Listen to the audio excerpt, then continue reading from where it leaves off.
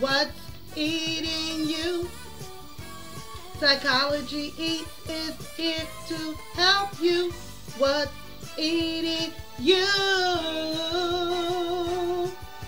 Don't forget to like, share, and subscribe. Thank you.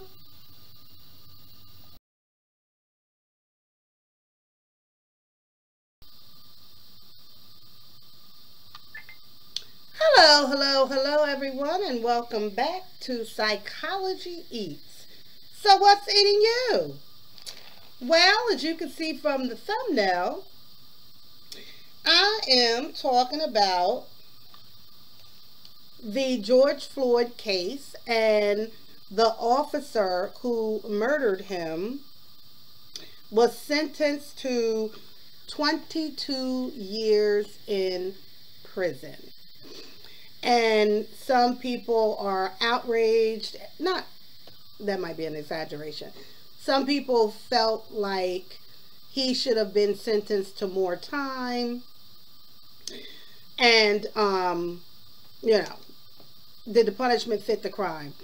We know that the judicial system has built in its fiber systematic racism against brown people.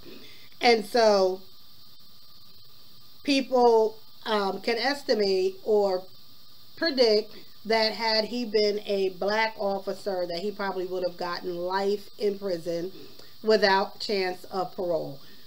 But he got 22 years, and we know that 22 years probably means 10 years. Okay.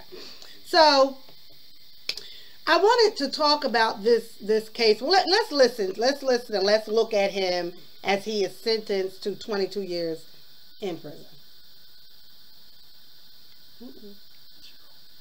A year after the death of George Floyd sparked global protests. No. For count one, the court commits you to the custody of the Commissioner of Corrections for a period of 270 months. That's 270. A year after the death of George Floyd sparked global protests against police brutality and racial inequality, the man found guilty of Floyd's murder, former Minneapolis police officer Derek Chauvin, on Friday was sentenced to 22 years and 6 months in prison. What the sentence is not based on is emotion or sympathy. Judge Peter Cahill said the global notoriety of the case would not sway him, but said it was important to recognize the pain of the Floyd family, who was on hand Friday to describe their year of anguish and dismay. Before Friday's sentence was handed down, a video of Floyd's daughter Gianna was shown in courts. If you could say anything to your daddy right now, what would it be? It would be, I miss you and I love you. Floyd's brothers also spoke of the torture of witnessing their brother under Chauvin's knee over and over again on video. I haven't had a real night's sleep because of the nightmares I constantly have hearing my brother beg and plead for his life over and over again. Derek Chauvin's mother, Carolyn Valenti, speaking publicly for the first time, insisted on her son's innocence. My son is a good man. When you sentence my son, you will also be sentencing me. And Chauvin himself offered a brief statement to the Floyd family, but stopped short of an apology. I want to give my condolences to the Floyd family. There's going to be some other information in the future that would be of interest, and I hope things will give you some peace of mind. On behalf of the Floyd family.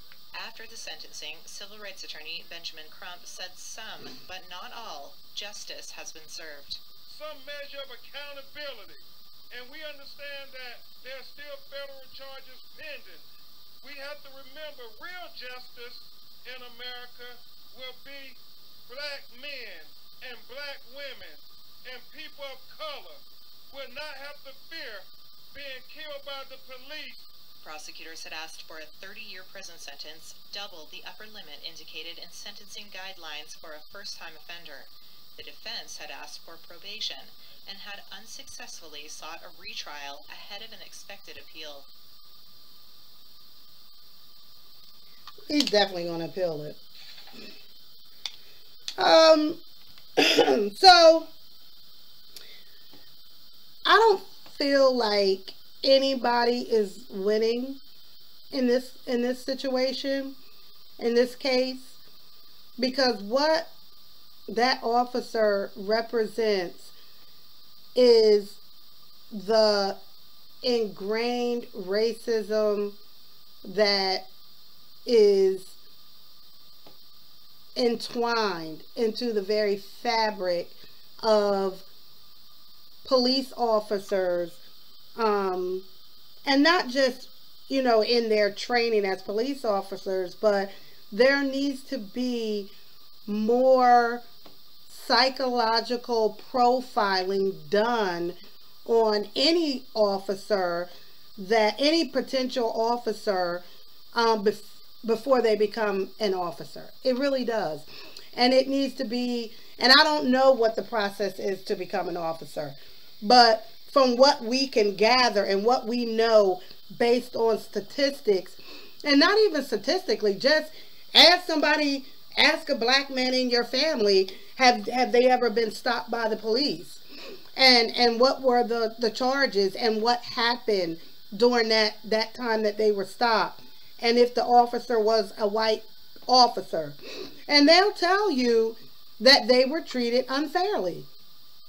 And so there has to be some systematic changes in how officers are become officers. And I think you need to talk to family members. You need to see if this person was raised to be a racist. Do they have friends of mixed races? How do they feel about people of other races? What are some of the stereotypes that they believe? Because when you watch Derek Chavez, whatever his last name is, when you watch him and look into his eyes as he put his knee on that man's neck, on George Floyd's neck, and even when George cried out for his life, he had no compassion for him. He had no compassion for him. All you had to do was stand up. All you had to do was stand up, and you would still have your life. You would still have your family. You would not be going to prison. George Floyd would be alive. He would still be here with his family. All you needed to do was stand up and get off of that man's neck. But something in you said, I don't have to get off his neck. Even though he's not resisting, he's not arguing, he's not psychotic, he's not intoxicated, he's not any of those things. And you felt it was within your right to stay on his neck until you killed him. Why? Why? Because there was something in you that said that was okay. That was okay. And it's been okay for other officers to do the same shit. And it's not okay. It's never been okay. It's never been okay. It wasn't okay for the KKK to bust into people's homes, black people's homes, drag them out of their homes, tie them up. It felt like the same energy that you had on George Floyd is that same energy that the KKK had on black people, Mexicans, Asians, or whoever was a non-white that they decided that they wanted to kill. It was the same energy. Like, you're not going to tell me, I'll do what I want. And if that means killing this man, then that's what I'm going to do. He was a father. He was an uncle. He was a brother. He wanted his life. He was living his life. He was out running errands, man. Oh, my goodness. Nobody wins.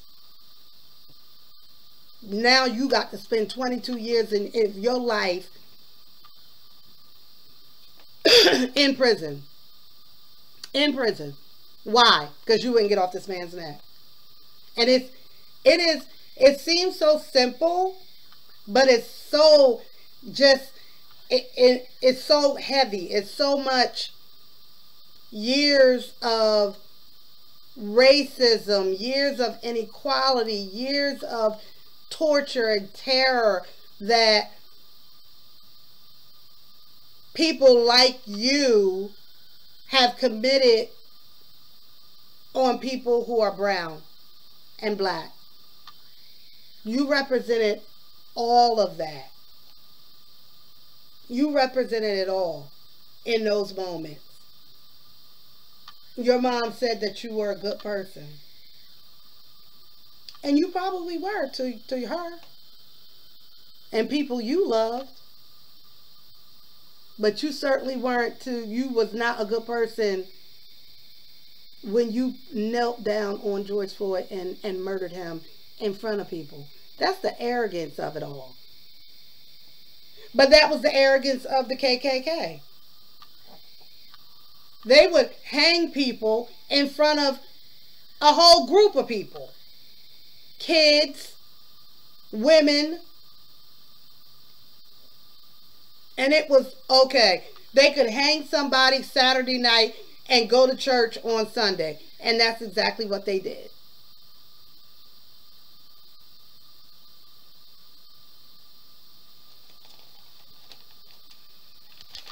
You got 22 years to think about what you did. Every day you're going to see the image of George Floyd in every part of your daydreams and night dreams. And for what? Because you couldn't stand up. All you had to do was stand up. All you had to do was stand up. But you couldn't stand up because of all of the systematic racism that it was embedded in you that said, I don't have to stand up. I stand up when I want to stand up. Now look at you. 22 years in prison. Cities burnt down. Because you didn't want to stand up. You act like that man took you on a high-speed chase and he had just murdered 52 people. How dare you? Oh, Lord have mercy. They got to change the way these officers become officers. They need to talk to people 10 years back. And you shouldn't even be an officer unless you're at least 25 years old when your brain is fully developed. And you don't live a little bit. And then we talk to people from the time you was 15 to 25. What was you like? What did you do? Who did you hang out with? What was on the internet? What you like to look up? What you like to do in your spare time? How you feel about brown people, Asian people, white people? I don't care what I don't care what the race is of the officer or the gender. We got to stop letting anybody become an officer. It's too great of a responsibility. It's too great of a job, a responsibility to just let anybody become an officer.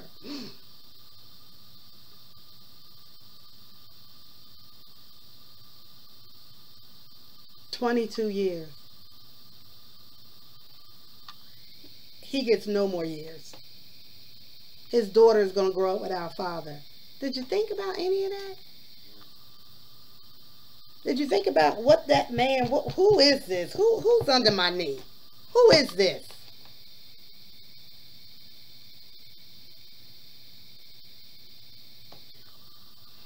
You didn't, because you have got in your head, Derek, this ain't nothing but brown skin, they all the same, trash, whatever, I don't give a shit.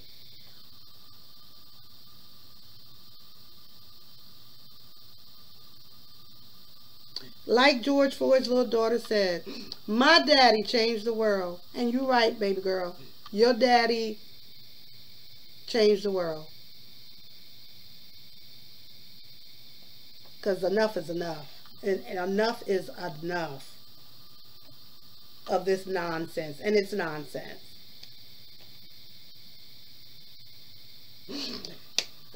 So moving forward, you know, because I like to give a treatment plan, Derek. You're not gonna have much contact with other people once you go to prison. You can't go in. Police officers do not go in general pop, because they will pop you in 5 minutes. So you're gonna spend probably 23, 24 hours alone in a cell. The torture of it all. And you're going to have a lot of time to think, damn, why didn't I just get the fuck off his neck? You'll get a phone call to your mama and everybody. Your wife already left your ass. She left you 5 seconds after the shit happened. So now you ain't even going to get no visits. You ain't even going to get no what is it? Sexual visits, because you ain't got no wife no more. So now you ain't getting that. All because you wouldn't get off this man's neck. He wasn't even doing. That's the shit that really just. The man was not even resisting. That's how we know how there needs to be systematic changes within this system. How dare you? How dare you? For what? For what?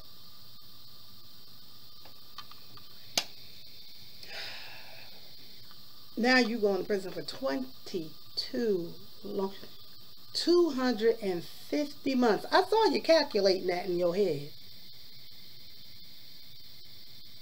250 months?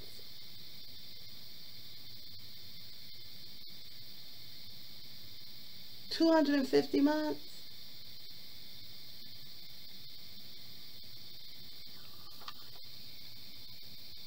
How old are you? 40 something? Get out when you're 60 something? Probably 50 something, 10 years.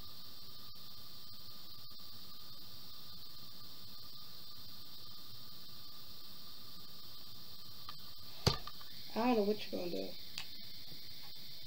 I don't. But if you go in there and you let hate stay in your heart, and your time gonna be harder. Your time gonna be harder if you in there blaming George and blaming the system and blaming everybody, when you gotta blame yourself. Because when nobody on his neck but you, Derek. When nobody on his neck but you. So ain't nobody to blame. No other officer said, Derek, hold your knee right there. Your commanding officer didn't say, Derek, you hold your knee on his neck. Nobody said nothing to you like that. You did that all on your own. He wasn't even resisting and trying to fight you. How dare you?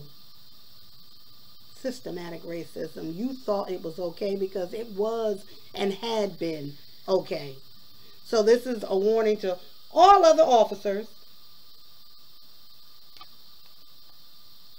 Do your job. Protect us. Serve us the way you made a commitment to do. But if you know that you got a heart of racism, if you know you don't respect and honor and people of color for whatever your reasons are, this is not the field for you. It's not the field for you. Go find something else to do. Because this ain't for you. We don't want you to be an officer.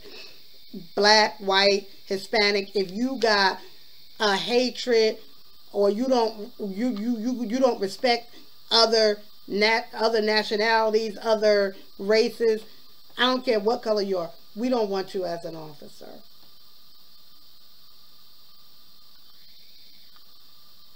Your job is to protect and serve, period. And if somebody trying to harm you, by all means, do what you got to do. If somebody trying to hurt you as an officer,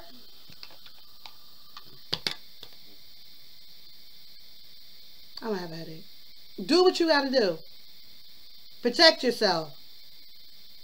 100%. But don't go into a situation and you think you see somebody brown and it's like, oh, you guilty automatically. Pop. We don't need you if that's your spirit. So to all the good officers, all the officers out there doing your job, don't let this verdict stop you from what you've been doing. We don't know about you. You know why? Because you do your job. And it's millions of y'all just doing your job, protecting and serving. Protecting and serving. I've never had a bad experience with a police officer.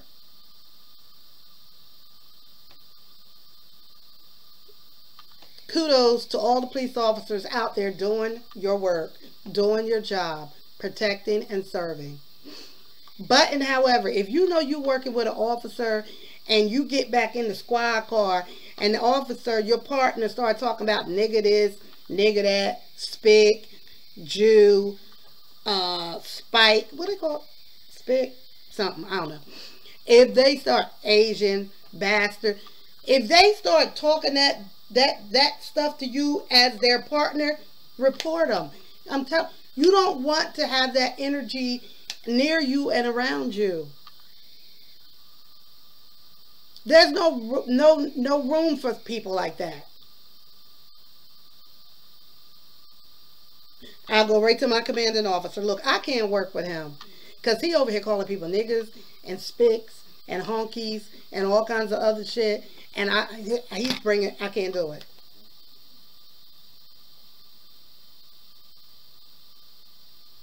Let them deal with him or her.